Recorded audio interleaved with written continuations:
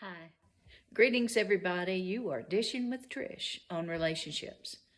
Today, I want to open a topic that is bigger. It is not only big, it is deep and it is wide. Flashbacks to Bible school, singing deep and wide. It is all of that. I'm talking about attachment theory. What would you say if I told you that the first relationship you had with your primary caregiver, that's an awkward term, so I'm just going to go ahead and substitute mom, okay? It might not have been your mom. It might have been your dad, or it might have been a nurse, or it might have been a grandmother. But for sake of brevity, let's just say your mom. What would you say if I told you that first relationship set the template for other relationships you were going to have for the rest of your life? It might have been such a wonderful relationship that you get the warm fuzzies just hearing that.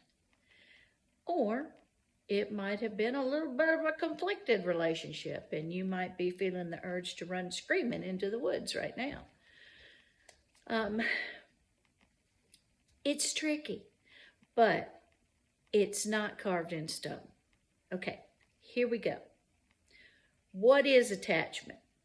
Well, attachment is the relationship between an individual, and most time we're talking about a tiny baby, and its primary caregiver, its mom.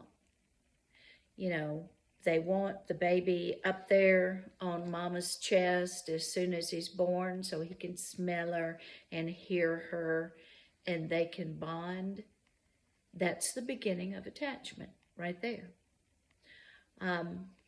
Attachment behavior is how a child behaves, the things that they do in order to get and maintain, that's the magic word right there, maintain proximity to their caregiver. So what are some things that babies do to get mom to them and to make her stay? That's easy, right? They cry. When they first get here, they've got that one note and they play it for everything. Hungry, happy, sad, mad, glad. Wah! And it works. Now, you can wind up an individual with several different types of attachment. Let's take one baby. Let's say that as soon as he's born, he opens his mouth and cries. Wah! Doesn't even know why he's doing it probably. It just comes naturally to him. And mom comes quickly and consistently every time that baby cries. And she tries to figure out what the issue is, what the baby needs, and she tries to fix it. Is he hungry? Is he wet? Has he messed up his diaper? What's the deal? So, what that child has learned when mom has just come quickly and consistently every single time is that this thing called life that he has to do now is doable if he can count on her. You know, I'm little, I can't control this arm thing that you've stuck on my side. I sure can't control my temperature and I can't get myself a hamburger and fries. So I need to count on her. So they develop this relationship that we call secure. Now, secure attachment does not look like Velcro. Don't get that idea in your head where you have to, new Velcro, or like pulling a Band-Aid off of a wound. That's not what secure attachment looks like in an individual. Secure attachment, the kind that is formed when mom was quick and consistent, the baby learns that they have needs that are supposed to be met and that they can count on this person to help them get their needs met. It's very empowering. And this child won't grow up strapped to mama's leg. They will be so sure of their attachment figure that they will toddle off and around the corner. They'll stop and look back at you and find you and smile and toddle off some more. Mom becomes a safe base for that child to explore from. That's what secure attachment looks like. It's as if there is an imaginary cord between the baby and the mom. And when the baby gets too far out there that things get a little weird and he's unsure, he just follows that cord back to mom. And everything's okay. Okay? Take this child to daycare and drop them off. They don't fuss, because everybody doesn't like to wave bye-bye to mama, but they'll be easily soothed and they'll have a good day. And then when you come to pick them up, they will be thrilled to see you. Let's fast forward on their life and grow them up, okay? This 6-foot baby now, with a secure attachment formed in infancy. They are a person, remember, who knows they have needs and expects to get those needs met in relationships. Now, when I say needs, I am not talking about sex 7 times a day or to be carried around on a little satin pillow for their whole life. Those are not legitimate needs. I'm talking about the need to trust you, the need to know that I'm safe with you, those kind of needs, for you to have my back, those grown-up relationship needs. The securely attached person wants them met in a relationship. And if those needs aren't being met, they'll fuss a little bit. They'll probably sit down and have the talk with you and please, make with the need meeting. And if it doesn't happen, then that person with secure, which is the healthiest type of attachment, will probably go somewhere else. They should break off with this one and go find them another partner. That's called mental health. The definition of insanity is doing the same thing over and over again and expecting different results. If you've got yourself a partner who doesn't meet your needs, even when they're explained to them and asked politely, your needs for truth and safety and excitement and fun, then they probably do need to be with another partner. Okay? So what did we do to get that baby some secure attachment? Mom was quick and consistent. She came quickly every time that baby cried. All right, I can hear what you're thinking. I can. You're remembering Grandma saying, don't you pick that baby up every time it cries, you're going to spoil it. Well, let me tell you something. You cannot spoil an infant. You can spoil a 16-year-old. You can spoil a 6-year-old. You might be able to even spoil a 3-year-old. They can learn to work you a little bit. You got to outsmart them. But you cannot spoil an infant. You need to be there quickly and consistently. The rest of their lifetime relationships depend on it. Okay? Let's take a baby that wound up with a different type of attachment. Let's say this child, when they cried at home, mom was something less than quick and consistent. Maybe she was listening to grandma and trying not to pick the baby up every time. Maybe she listened to her old-fashioned doctor who said, you get this kid on a schedule. You feed him 3 times a day at this, this, and this. And her baby's crying 2 hours early.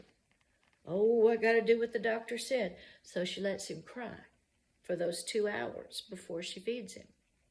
And that becomes a regular pattern. Or maybe, those moms both had good intentions. Maybe this mom has somewhat negative intentions or they're not so benign. Maybe she's drunk or passed out on the couch. Maybe she's just not into this mothering thing. She comes most of the time, but it's not consistent, and it's often not quick. This child winds up with what, and I am dumbing this down, y'all. Not that I think you're dumb, but this is very complicated stuff, and I am not just giving you the complete idiot's guide to attachment. I'm giving you the blurb on the back of the book, okay? Really simpling things down. This kid winds up with what we're going to call an insecure attachment. What they learned when they were an infant in their crib was, to get my needs met, I have got to work and work and work. Cry and cry and cry, and then eventually my needs are going to be met. So we drop this kid off at daycare, they're going to melt down. Not going to be so easily soothed by the caregivers. When you come to pick them up, they're going to melt down again. They're going to have to fuss at you for leaving them. We fast forward and grow this kid up. This kid that learned, in order to have their needs met in a relationship, that they have to work it, they become an adult who is never quite sure that you're there for them. They're always looking back to test to be sure you're still there.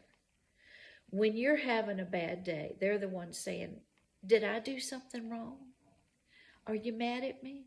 Are you sure something's not right? I think you must be mad at me. It'll drive you crazy. It's not fun to be in a relationship with this type of person. But let me tell you, it's even worse to be this type of person.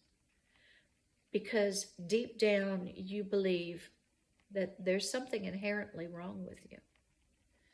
And you worry that your partner is going to figure it out and they're going to come to their senses and leave you. That's the base feeling of a person with insecure attachment. Okay? Now, there's a third type. I'm just giving you three. Secure, insecure, and what we're going to call avoidant. This kid,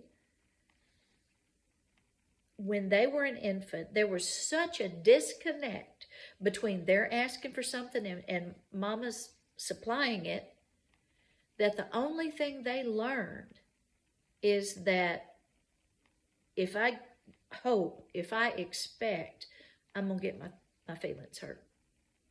Well, obviously they got their needs met, or we wouldn't have these people as grown-ups. They would have died, right? So their needs got met, but way apart from the asking.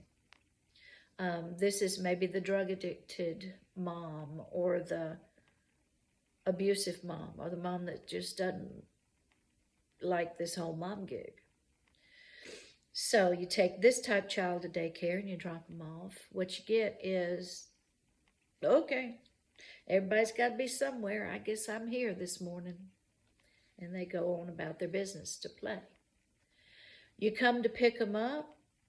If you get a reaction, it might be mild surprise, that you showed up when you were supposed to. You grow this kid up, and what you get in an adult, if they had the upbringing that sets up avoidant attachment, is a person who learned that if they expect something from you, they're going to get hurt. Their feelings are going to get hurt. So they don't expect anything. Now, they will take what you give them, because we are human and we need relationships. So anything you want to give, they'll take, but don't sit there expecting them to open up and be vulnerable with you. They can't, because that would be like stepping into a fire for them. That's scary. So they're the person with the wall you can't get past. We might call them commitment phobic. Okay? Does that make sense to you? I hope it does. If it doesn't, shoot me some questions in the comments, and I will try to shed more light. Now, if you were getting your doctorate in attachment, and it can be done, or you were doing some sort of a dissertation or thesis paper on attachment, you would have learned about 4 styles. The 4th style, anxious, ambivalent, or dismissive, blah, blah, it's one step more removed from healthy than avoidant is. It would be like the 4th. And that child, I don't know how terrible, what they must have gone through, but what they wind up is this gimme, gimme, gimme, gimme, like insecure attachment. Come on, tell me I'm the one. Come on, tell me, make me feel secure. And then, whoa, buddy, no closer than that. Don't get any closer than that. So it's kind of a push me, pull you thing. And I don't honestly understand as much as I know about it. So for your purposes, I think all of y'all out there could probably find yourself somewhere in the secure, insecure, and avoidant spectrum. But just know that there is one more removed out there. All right, now, is your attachment style forever? No. If you have insecure attachment, if you have avoidant attachment, probably even if you have that 4th style, you can grow and become more whole as a person by seeking out secure relationships. Learn what to stay away from and not have that type of relationship. Maybe it would take learning that the person I'm usually attracted to has always done me wrong, so I'm going to try a different type person. But the more secure relationships you have, even if they don't last forever, the healthier your attachment level will become, and you can grow yourself to a secure sense of attachment. And trust me, relationships would be easier at that point. All right? Well, I'm 17, almost 18 minutes in, so y'all have stayed after school for this. Thank you. And come on back. We'll have more. Bye-bye.